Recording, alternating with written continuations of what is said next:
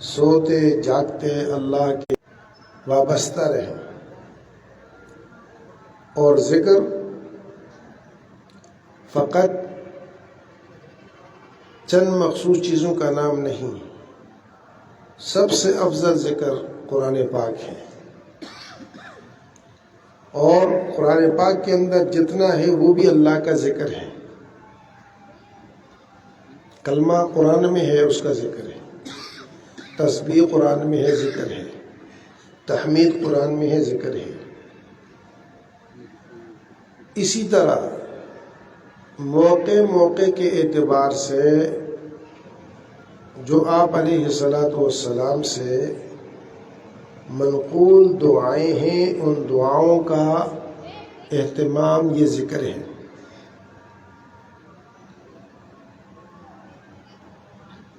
تو ہمارے زندگی کے اعتبار سے کوئی پل لمحہ ذکر سے خالی نہ ہو، اس لیے کہ اس کا سب سے بڑا فائدہ کیا ہے؟ سب سے بڑا فائدہ کیا ہے؟ قرآن میں اللہ پاک کا ارشاد فَاذْكُرُونِی أَذْكُرْکُم، تم میرا ذکر کرو میں تمہارا ذکر کروں گا۔ جب ہم اللہ کا ذکر کریں گے تو اللہ ہمارا ذکر کرے گا، ہم اللہ پاک کے اس میں ہوں گے۔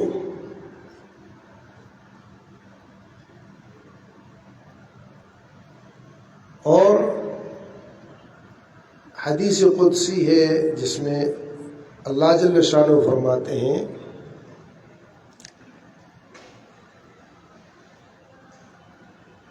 کہ اگر میرا بندہ اکیلے میں تنہائی میں مجھے یاد کرے گا تو میں اس کو اکیلے میں تنہائی میں یاد کروں گا، وہ مجمع میں وہ لوگوں میں میرا ذکر کرے گا، ذکرتہ فی ملأ خیرا منہم، میں ایسے مجمع میں ذکر کروں گا جو ان سے بہتر ہوگا۔ ابھی جو ہم بیٹھے ہیں یہ ذکر اللہ جل شانہ کا ہے، تو فرشتوں کے ہاں اللہ کے ملأ اعلیٰ میں اللہ ذکر کر رہے ہیں۔ ایک روایت میں ہے کہ جب ایسی مجلس ہوتی ہے، اس مجلس کے اختتام پر، یعنی اس مجلس کے قائم ہونے پر فرشتے اس مجلس کو گھیرتے ہیں اور یہ آسمان دنیا تک سلسلہ جاتا ہے۔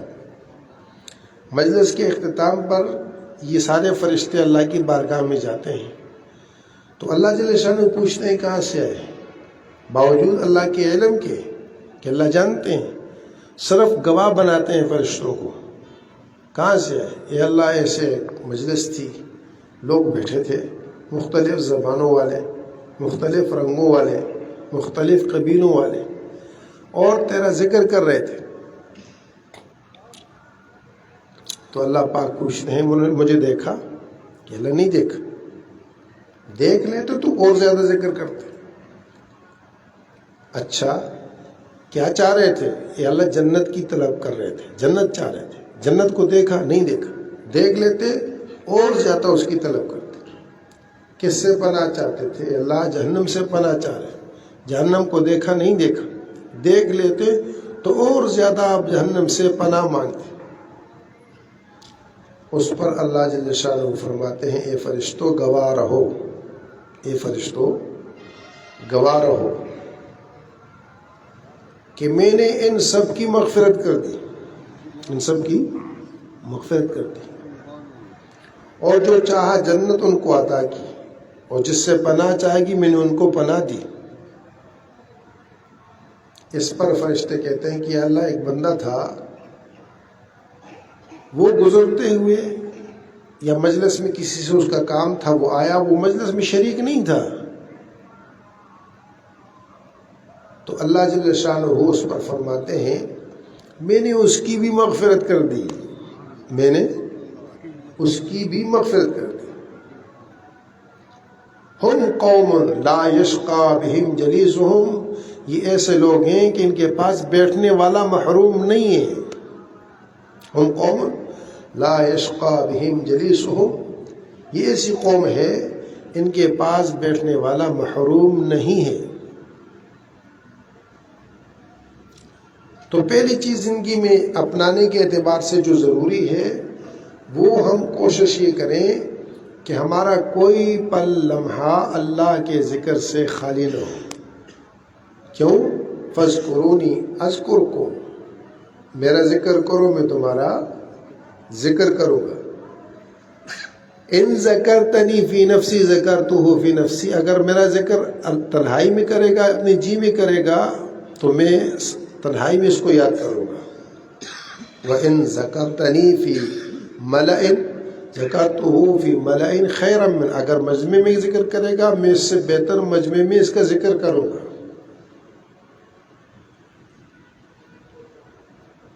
تو ذکر تنہائی کا بھی ہے اور ذکر مل جل کر کرنے کا بھی ہے. یہ اب ذکر ہے، نماز ذکر ہے، تراویح ذکر ہے، یہ مجمع ہے. اور اللہ جل شانہ کی ذات عالی کے اعتبار سے ذکر ہو رہا ہے. ایسے ہی آپ جوتا پہنتے ہیں، دعا پڑھتے ہیں، آپ لباس پہنتے ہیں، دعا پڑھتے ہیں، لباس اتارتے ہیں، دعا پڑھتے ہیں، آپ بیت الخلاء جاتے ہیں، دعا پڑھتے ہیں. ذکر ہے، ذکر ہے اور اس کا نفع ہے. ہر ذکر کا اپنا ایک نفع ہے، فائدہ ہے. مولانا فرید صاحب جو دارالعلوم حقانی اکوڑا خٹک کے استاد الحدیث ہیں، ان کا ایک کلپ بہت مشہور بھی ہو، اس سے پہلے بھی میں نے چیز سنی تھی، اور وہ یہ تھا کہ حضرت حافظ الحدیث اور شیخ المشائخ مولانا عبداللہ درخواستی صاحب رحمۃ اللہ علیہ کسی دور میں وہاں گئے تھے. تو یہ اکوڑا خٹک اور اس طرف کی جو علاقے ہیں یہ زیادہ تر پشتو زبان ہے، بول چال بھی ساری چیزیں پشتو میں. اردو بہت کم، اب تو خیر ہو گیا اتنا، یہ چونکہ ابلاغ عامہ عام ہو گئے اور اس کی وجہ سے لوگوں کو اردو آ گئی. وہ اس دور کی بات تھی تو اس میں یہ چیزیں اتنی نہیں تھیں، تو لوگوں کو اردو زیادہ آتی نہیں تھی. تو جب حضرت وہاں تشریف لے گئے تو مولانا عبدالحق صاحب رحمۃ اللہ علیہ جو بانی تھے دارالعلوم اکوڑا خٹک کے، مولانا سمیع الحق صاحب کے والد صاحب، تو انہوں نے کہا کہ فرید تم جو ہے مولانا عبداللہ صاحب کی خدمت میں رہو، تمہیں اردو اچھی آتی ہے. تو کہنے لگے کہ میں 3 دن حضرت رہے، میں 3 دن حضرت کی خدمت کرتا رہا، حضرت کے ساتھ رہا. تیسرے دن حضرت نے فرمایا کہ فرید تمہارا اپنا گھر ہے؟ میں نے کہا کہ نہیں. تمہاری اپنی سواری ہے؟ میں نے کہا کہ نہیں. تم نے حج اور عمرہ کیے؟ میں نے کہا کہ نہیں. کہا تمہاری علمی استعداد؟ میں نے کہا کمزور ہے. کہا کہ تم چاہتے ہو تمہارا اپنا گھر؟ میں نے کہا میں حضرت ضرور چاہتا ہوں. اپنی سواری چاہتے ہو؟ کہ حضرت ضرور چاہتا ہوں. کہ حج اور عمرہ کرنا چاہتے ہو؟ میں نے کہا ضرور چاہتا ہوں. علم کے اندر استعداد اچھی ہو، پختہ ہو، یہ چاہتے ہو؟ میں نے کہا جی ضرور چاہتا ہوں. کہا میں تمہیں ایک دعا بتاتا ہوں، اس کا اہتمام کرو، تمہیں اللہ جل شانہ اپنا گھر بھی دے گا، اپنی سواری گاڑی بھی دے گا، اور سال کے اندر اندر حج اور عمرہ بھی کرائے گا، اور تمہاری علمی استعداد بھی بڑھ جائے گی. کہنے میں کہا حضرت ضرور عطا کریں. تو حضرت نے فرمایا کہ جب تم وضو کرو تو وضو میں یہ دعا اللہم اغفر لی ذنبی ووسع لی فی داری وبارک لی فی رزقی، اس کا اہتمام کرو. کہنے لگے کہ میں ہنسا. تو حضرت نے فرمایا کہ کیوں ہنسے؟ کہ میں نے کہا حضرت یہ تو مجھے والدہ نے سکھائی تھی، بچپن سے میں یہ کر رہا ہوں، میں دعا پڑھتا ہوں. تو حضرت نے زور زور سے کہا چور پکڑا گیا، چور پکڑا گیا. میں نے کہا حضرت کیسے؟ حضرت نے فرمایا بھائی تم نے دعا پڑھی، دعا پڑھی نہیں جاتی، دعا مانگی جاتی ہے. دعا پڑھی نہیں جاتی، دعا مانگی جاتی. آج سے تم اس نیت سے یہ دعا مانگو، جب تم یہ اللہم اغفر لی ذنبی ووسع لی فی داری وبارک لی فی رزقی کہو، تو اس میں یہ نیت کرو کہ اللہ مجھے اپنا گھر دے، اپنی سواری دے، حج اور عمرہ کرا اور میرے علم میں برکت دے. تو دیکھو تم کیا ہوگا. حضرت نے قسم اٹھا کر فرمایا کہ جو حضرت نے مجھے تاکید کی اور میں نے اس کا اہتمام کیا، ابھی 40 دن پورے نہیں ہوئے تھے میں حرم میں کھڑا تھا.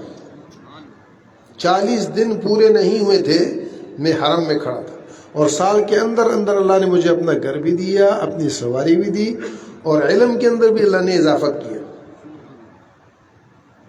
کیسے ہوگا؟ ایک آدمی اللہ کو یاد کرے، اللہ اس کو یاد نہیں کرے گا. چونٹی یاد کرتی ہے. مولانا رومی کہتے ہیں چونٹی تھی دجلہ کے کنارے کنارے بیٹھی اور دل میں تڑپ تمنا ہوئی میں اللہ کا گھر دیکھوں. کیسے جائے گی؟ اللہ نے کبوتر کو اتارا اور چونٹی کو اس میں بٹھا کے یہ ہوائی جہاز بنا کے بیت اللہ کے اوپر اتار دیا. چونٹی کو دیکھ میرا گھر دیکھ. مولانا رومی رحمۃ اللہ علیہ نے یہ قصہ لکھا ہے، اور یہ ایسے نہیں لکھا ہوا، اللہ والے لوگ ایسے فرضی چیزیں نہیں لکھتے تھے. چونٹی اللہ کو یاد کرے. وہ ایک اللہ والے نے مچھلیاں پکڑتے تھے، تو 7 بچی تھی، تو وہ مچھلیاں پکڑے اور بچی کو دے. مچھلیاں پکڑے صبح سے شام تک مچھلیاں پکڑے تو بچی کو دے. بچی ادھر سے اٹھا کے پھر دریا میں ڈالے، اٹھا کے پھر دریا میں ڈالے. وہ یہ سندھ میں سیلاب جب آیا تھا، پہلے بہت زیادہ تھا سیلاب، تو پانی پانی تھا، تو فوج کا ہیلی کاپٹر آیا، تو اس نے جو ہے وہ لوگوں کو پانی سے نکالنا شروع کیا. تو صبح سے شام تک لوگ نکالے، لوگ ختم نہیں ہو رہے. تو وہ جو وڈیرا تھا، تو فوج کے بڑے نے افسر نے اس سے کہا کہ بھائی تمہارے گاؤں کی آبادی کتنی ہے؟ اس نے کہا 300. کہا ہم 1000 سے تو اوپر نکال چکے ہیں اور یہ ختم نہیں ہو رہے. انہوں نے کہا آپ ادھر سے نکالتے ہو ادھر سے پھر کود جاتے ہیں. آپ ادھر سے نکالتے ہو وہ ادھر سے پھر کود جاتے ہیں. تو جب شام کو آدمی نے پوچھا کہ بزرگ نے پوچھا کہ بیٹا وہ مچھلی ہے، اس نے کہا بابا تو آپ مجھے دیتے رہے، میں ادھر سے ڈالتی گئی، آپ ڈالتے ہیں بیٹا. کہنے لگے بیٹا یہ کیوں؟ کہا کہ آپ سے ہی میں نے سنا کہ حضور صلی اللہ علیہ وسلم کا یہ ارشاد ہے کہ مچھلی اس وقت تک جال میں نہیں پھنستی جب تک کہ وہ اللہ کے ذکر سے غافل نہ ہو. مچھلی کا جال میں پھنسنا وہ ذکر سے غافل ہونے کی بنا پر ہے. ہم پر جو آفت آتی ہے اللہ کے ذکر سے غفلت سے آتی ہے. اللہ کو یاد کریں گے، اللہ یاد کریں گے تو کیسے آئے گی؟ ہو نہیں سکتا. جب آپ اللہ پاک کی یاد میں ہیں تو آپ کو دنیا کی کون سی چیز نقصان پہنچائے گی؟ پھر تو کوئی مسئلہ نہیں ہے. اسی لیے تو یرموک کی لڑائی میں خالد بن ولید رضی اللہ تعالیٰ نے صحابہ کرام رضوان اللہ علیہ مجمعین سے یہ کہا کہ مجھے چھوڑو، میں اکیلے ان کے لیے لاکھوں کے لشکر کے ساتھ میں اکیلے لڑ لوں گا، اکیلے کر لوں گا. بھائی کیسے؟ انہوں نے کہا کہ ایسے کہ حضور صلی اللہ علیہ وسلم سے میں نے سنا، آپ نے ارشاد فرمایا مثل الذی یذکر رب والذی لا یذکر مثل الحی والمیت. جو اللہ کا ذکر کرتا ہے اور جو اللہ کا ذکر نہیں کرتا، ان کی مثال ایسے ہے، ذکر کرنے والا زندہ ہے، ذکر نہ کرنے والا مردہ. یہ مرے ہوئے یہ کافر ہیں، اللہ کو تھوڑی یاد کرتے ہیں. تو ان کے تو صرف سر کاٹنے ہیں، مروں کو کیا مارنا ہے، صرف سر کاٹنے ہیں. یہ ان کا یقین تھا، یہ ان کا یقین تھا. تو پہلی چیز جو زندگی میں ہم نے اہتمام کرنا ہے وہ اللہ کا ذکر ہے، اور اس بنیاد پر کرنا ہے فاذکرونی اذکرکم، میرا ذکر کرو میں تمہارا ذکر کروں گا. تنہائی میں کرو گے تنہائی میں کروں گا، مجمع میں کرو گے مجمع میں کروں گا. لذت لے لے کے کرو گے میں لذت لے لے کے کروں گا. حدیث میں آتا ہے حضور اقدس صلی اللہ علیہ وسلم فرمایا اللہ جل شانہ قرآن کے پڑھنے والے جو خوش الحانی سے قرآن کو پڑھتے ہیں، اللہ جل شانہ قرآن کے پڑھنے والے جو خوش الحانی سے، اچھی آواز سے، پیاری آواز سے، مزے سے قرآن کو پڑھتے ہیں، ان کی طرف اتنی توجہ اور اتنا دھیان دیتے ہیں جتنا کہ کوئی گانے والے کی گانے کی آواز کی طرف انسان متوجہ ہوتا ہے. کوئی گانے والی گانا سنا ہے؟ بہت سے لوگوں کو دیکھا وہ مبہوت ہو جاتے ہیں. اللہ جل شانہ قرآن کے خوش الہانی سے پڑھنے والے کی طرف اس سے زیادہ متوجہ ہوتے ہیں لذت سے. ایسا قرآن پڑھا جائے گویا اللہ پاک سن رہے ہیں، میں اللہ کو سنا رہا ہوں. ایسے ہی ذکر میں ذکر کرتے ہوئے بھی اس بات کا دھیان اہتمام ہو، اور صبح اور شام ہر پل ہو، دعاؤں کا اہتمام ہو. اس سے اللہ جل شانہ کے ہاں سے یہ نعمت ملے گی کہ ہم اللہ جل شانہ کی یاد میں ہوں گے.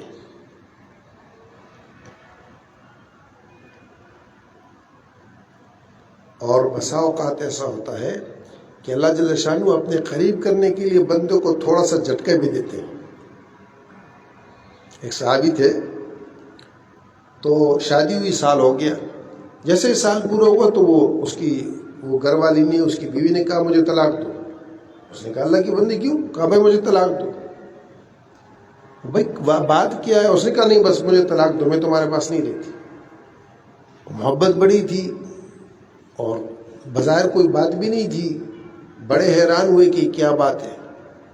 اس نے پھر اس سے کہا کہ اچھا ٹھہرو، میں جا کر حضور صلی اللہ علیہ وسلم سے مشورہ کرتا ہوں، حضور جیسے کہیں گے میں کر لوں گا. اس نے کہا ٹھیک ہے جاؤ. تو یہ جیسے ہی نکلے 2-4 قدم ہی چلے ہوں گے تو ٹھوکر لگی، گر گئے. تو بیوی نے پیچھے سے آواز دی واپس آ جاؤ. واپس آئے، کیا بات ہے؟ کہ بس اب طلاق کی ضرورت نہیں ہے. انہوں نے کہا اللہ کی بندی کیا بات ہے، پہلے بیٹھے بٹھائے تجھے طلاق کی سوجی اور اب بیٹھے بٹھائے تو کہتے ضرورت نہیں ہے.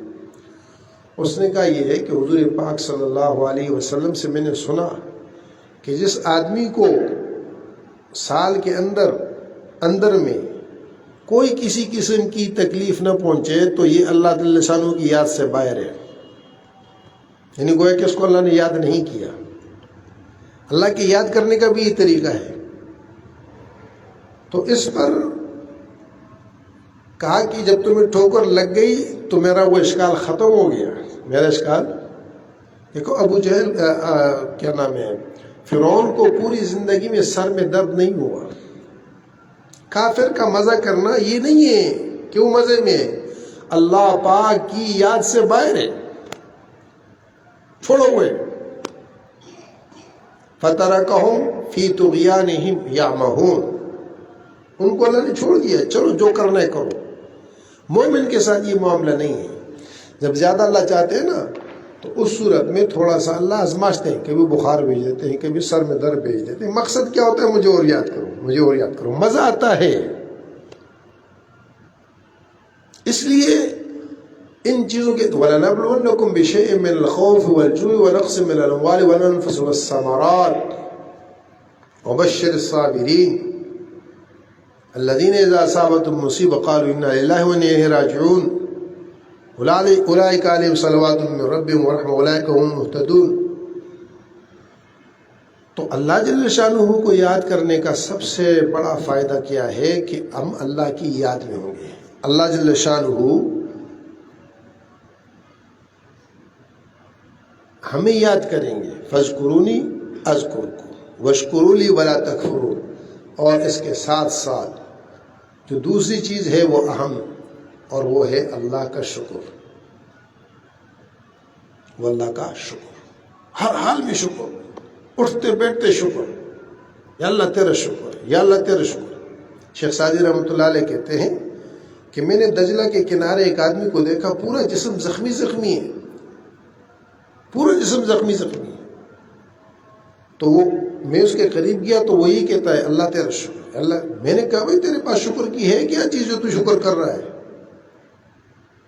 اتنا تو زخمی اور اتنا تو تکلیف میں ہے اور دکھ میں، اور تو کہتا ہے اللہ تیرا شکر. اللہ، اس نے عجیب بات کی. اس نے کہا اے شیخ، شکر اس بات کا کرتا ہوں کہ بمصیبت گرفتارم نہ کہ بمعصیت.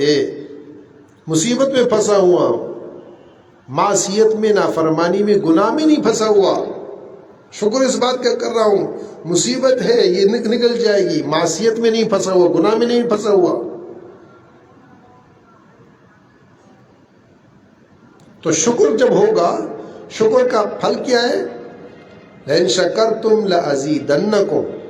اگر کوئی چاہتا ہے میری نعمت بڑھے، میری زندگی میں اضافہ ہو، وہ اضافہ نہیں ہوتا، وہ تو مقرر ہے، لیکن اضافے کا مطلب یہ ہوتا ہے کہ اللہ پاک کم وقت میں زیادہ کام کرا دیتے. ایک دن میں 10 دنوں کا کام ہوگا، برکت ہو جائے گی، بڑھنا اس کو کہتے ہیں.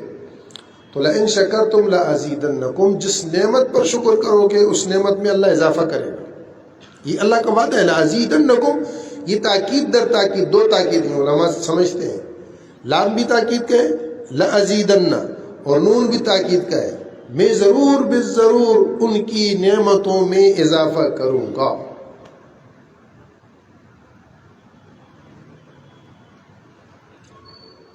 میں نے ایک واقعہ پڑھا اور مجھے بڑی حیرت ہوئی تھی اس پر. یہ کافی عرصے پہلے کی بات ہے، 10-12 سال پہلے، بلکہ اس سے بھی زیادہ پہلے. اخبار میں نے پڑھا تھا، ایک آدمی نے واقعہ لکھا تھا کہ ہم 2 دوست تھے اور دونوں ساتھ پڑھے. جب تعلیم سے فارغ ہوئے تو دوست باہر چلا گیا، اور میں جو ہے یہیں لاہور کا تھا. لاہور میں مختلف کام کیے، کسی کام میں دل نہیں لگا. آخر میں نے ٹیکسی لی اور وہ چلانے لگ گیا. کہنے لگا کہ ایک دن میں ایئرپورٹ پر کھڑا تھا، انتظار کر رہا تھا، اتنے میں میرا وہ دوست آیا. جب دوست آیا تو اس نے مجھے دیکھا، میں نے اس کو دیکھا. تھوڑی دیر تو حیرت ہوئی، چونکہ اس کی حالت اور تھی، میری حالت اور تھی. پڑھے ہم ساتھ تھے، سب کچھ تھا، لیکن وہ شان کے ساتھ تھا، میں بے شان تھا. وہ نام کے ساتھ تھا، میں بے نام تھا.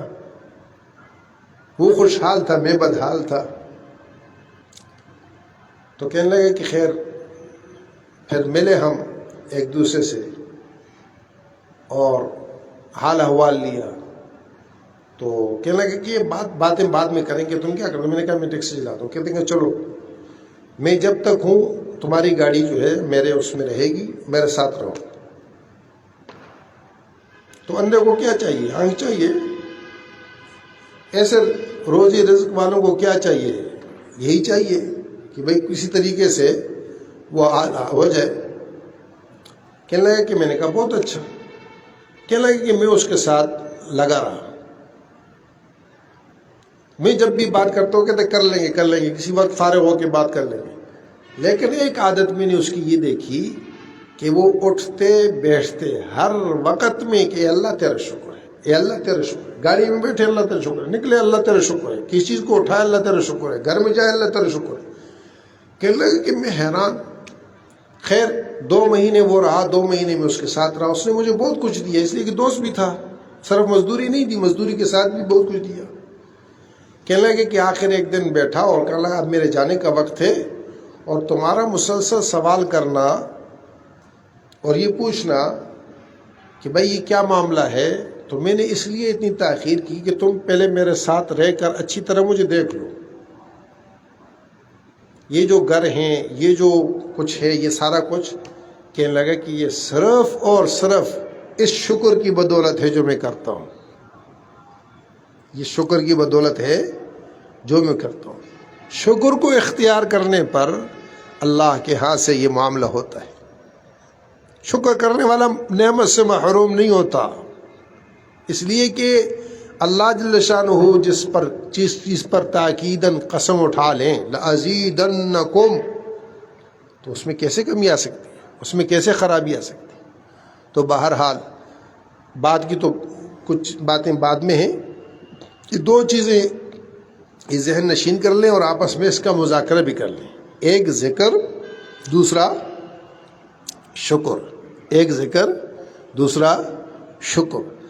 ذکر بھی کسی حال میں نہیں چھوڑنا اور شکر بھی کسی حال میں نہیں چھوڑنا. ذکر کریں گے تو اللہ کے ذکر میں آئیں گے، شکر کریں گے تو جو نعمت اللہ نے دی اللہ اس میں اضافہ فرمائیں گے.